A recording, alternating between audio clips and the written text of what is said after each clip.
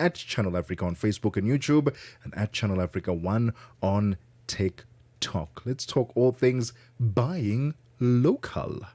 Sounds like music. 15:15 on the clock, and of course we've seen how South Africa's exports are under a lot of pressure. The sector is under a lot of pressure following steep tariff increases that we're witnessing that have been imposed by the administration of the US president, right?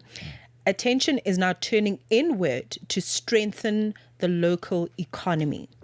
That's the good news, right? That's the good news. So the upcoming Buy Local Summit and Expo is hosted by Proudly South African, and it will be a place to really look at and focus on localized procurement and consumer spending at the time when many industries are grappling with uncertainty. So let's talk about the summit. As we understand it, it is scheduled to take place between the 16th and 17th of March 2026. So it's a 2-day summit, and it's going to bring together very important people into one space so we can have one dialogue.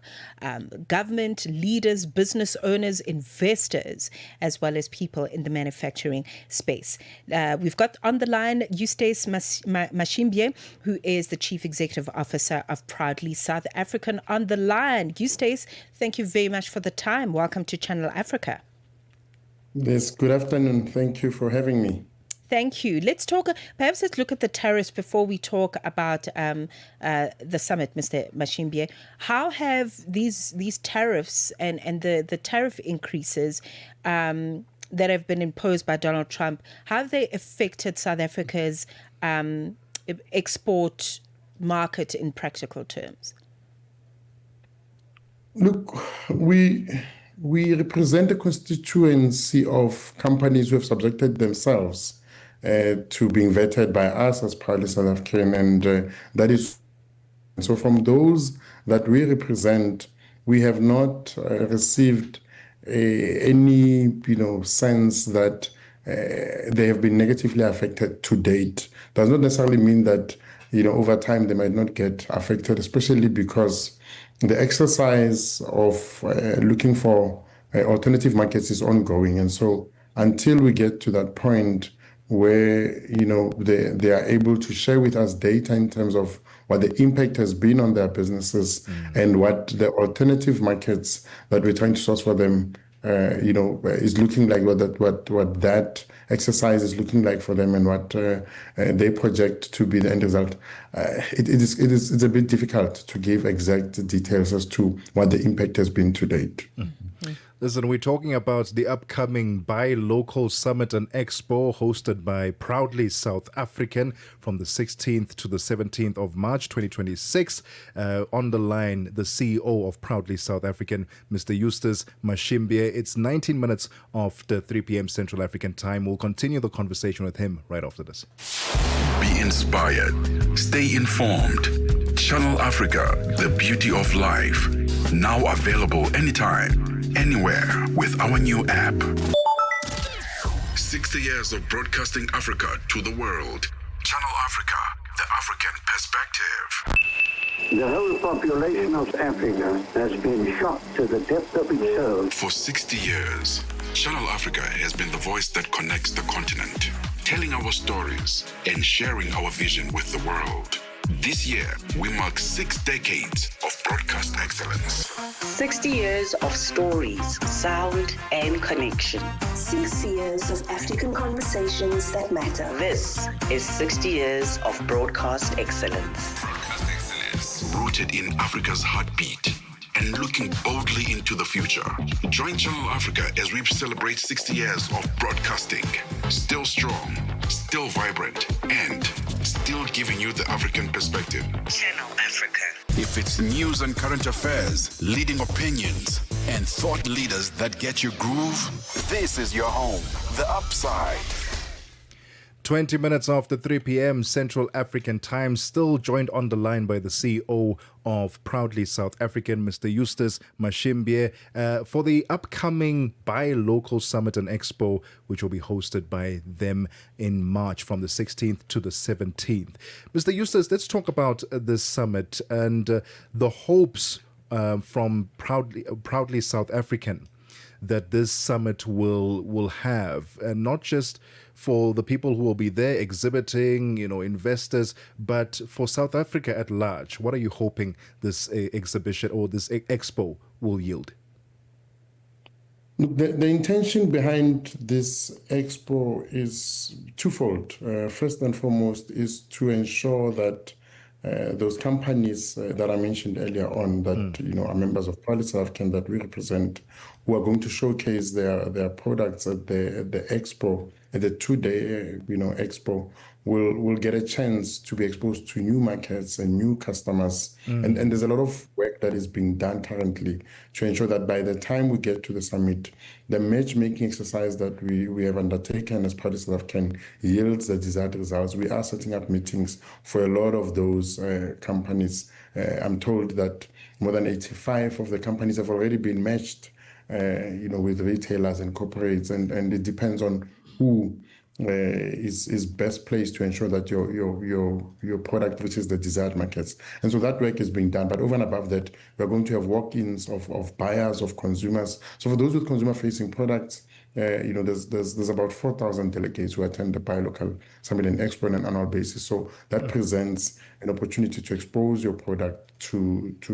new consumers. And some of those delegates obviously represent corporates and retailers and their buyers and decision makers. And so we are hoping that exercise, yields the desired results for these businesses that we are trying to support through this access to market platform that we've created in the form of an expo. But alongside that expo is a conference. And in the conference itself, we deal with a lot of policy issues affecting the work that we do as Proudly South African. I mean, as a Buy Local campaign, what we champion is advocacy work that says if there's anyone purchasing decision in the country, we want them to buy local. But obviously, from time to time, there are issues that come to the fore that require policy decision makers in the country to tackle. And one of those topical issues that we're going to deal with is illicit trade, is the large number of counterfeit products that continue to come into the country. It's all of these illegal and unfair trade practices to which local manufacturers and service providers are subjected to and continue to battle on a day-to-day basis. And some of it includes dumping of products from outside of the country. It includes under-invoicing when some of those products come into the country. And so we have a strong focus of that in the form of the panel discussions and presentations, as well as a protest that is going to happen as part of the Buy Local Summit and Expo, aimed at casting a spotlight on this. Because as consumers, we also have a role to play to say we will not buy imported goods that do not come into the country legally and comply with the laws of this sovereign state. Right. Perhaps I'd like to look at things from a consumer and buyer perspective. And I mean, realistically, how is our spending power in local goods and products, how is that going to help to strengthen the economy going forward? If you think of how much is spent, just by way of an example, by the public sector, if you just think of all arms of the state, national, provincial, local, and even each of those entities that report into all of these spheres of government. I mean, there are lots of state-owned companies and state-owned entities. If you aggregate the demand that comes from all of these and you channel it towards locally made products, and government previously designated themselves items where they know they spend money on as government, where they know there's capacity in the country, and I'll pick one, and furniture. If all government departments said we're going to buy our furniture locally, imagine how much is spent by the collective in government just on furniture, on clothing and textile, on electricity and water meters in the municipalities and at local government across the board.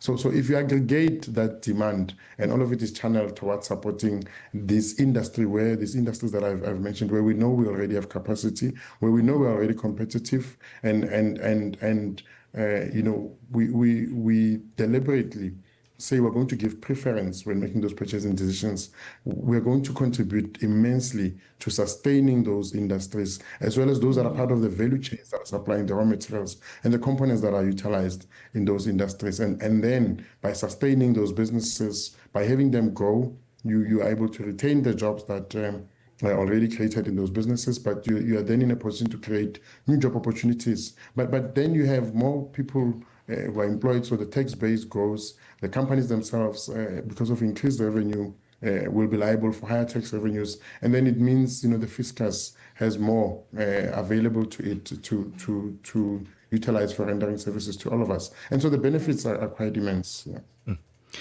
When you look at the youth participation in this space, Mr. Eustace, are you satisfied with where we are as a youth collective, or is there still room for improvement, that more of these businesses and entrepreneurial ventures created by the youth will ultimately create more job opportunities, thus reducing the high unemployment rates that we currently have? Yeah, we are seeing a huge improvement in terms of young people taking up entrepreneurship as an alternative to what was traditionally sold, I think, to most of us, that you go to school, you get a qualification, then you must get a job. We are seeing more young people looking at entrepreneurship as an alternative, and as a result, they are able to employ other young people, and in the process, those that are employed in those businesses are acquiring skills, which is what is critical, because those skills are then utilized by these young people to go and find ways in which they can not only just fend for themselves, but also start other businesses. And so the uptake of the entrepreneurship opportunities in the country is quite big. And that's why, as Proudly South African, we have positioned ourselves as an access to market partner for each of those as MSMEs, because we understand that as a country, we are lagging behind when we compare ourselves with our peers all over the world in terms of the contribution of SMMEs or MSMEs as they are known today to the creation of jobs and to the overall GDP of the country. I mean, in some economies, the contribution of SMMEs is as high as 90% to their respective economies. We're lagging behind. Some are saying it's still as low as 45%. And there was those targets that were developed and set when the National Development Plan, the Vision 2030 for the country, was to get our economy to have SMMEs contributing up to 90%. So that remains a critical a segment of the economy that needs to be supported, and that's why we've positioned ourselves based on what our mandate prescribes to say, in the course of saying to South Africans across the border, and I know I spoke about the public sector, but the private sector also has a role to play. So in the course of saying to the private sector, also aggregate your demand, put it behind supporting local businesses. We are talking about MSMEs as well. I mean, we have a drive where we call on the private sector to give us what we call localization pledges or localization commitments, where they commit to buying locally, to ring-fencing things that they're spending money on, and saying we're going to channel all of that spend to local producers. In the main, the beneficiaries are the small, micro, and medium businesses that we work with every time we come across those commitments. And so we are doing our bit, but we need consumers to also play their part. We need purchasing decision makers to play their part, so that this entrepreneurship is so hard, so what we need to do is make sure that we support these entrepreneurs, and as best as possible, as Proudly South African, we continue to introduce portals, we continue to introduce online stores, and we continue to make it easy for those who want to buy to access those businesses that can potentially then become their suppliers of choice. Right. I like that. Entrepreneurship is hard, and Buy Local Summit is definitely not trying to make it harder. It's trying to make it easier, and we're all for it. It's a 2-day summit, 16th and 17th of March 2026. Mr. Eustace, you mentioned that there's also a big element of this is the conference that's going to be taking place. Any room for us to attend? How can I register if I want to be in the room, if I'd like to be a delegate? So for anyone who wants to attend the Buy Local Summit and Expo, it's free to attend. We do not charge anyone who wants to attend. You just need to go to www.proudlysa.co.za and go to the Buy Local Summit and Expo tab or the events tab on our website and register. It's free to attend. You can choose to attend day one, where the focus is really on the contribution being made by big business in this course of driving localization. And on day two, where the focus is really on SMMEs and how they are also contributing to driving localization or this local procurement agenda. So it's free to attend. Follow us on all our social media pages. The link is there in our bio on Instagram, on X, on LinkedIn, and on Facebook, and even on YouTube. Just look for Proudly South African and register for free. Yeah. All right, we're definitely going to be there. Thank you so much. On the line with us, Chief Executive Officer of Proudly South African, Eustace Mashimbye. It is 3:30. Get Channel Africa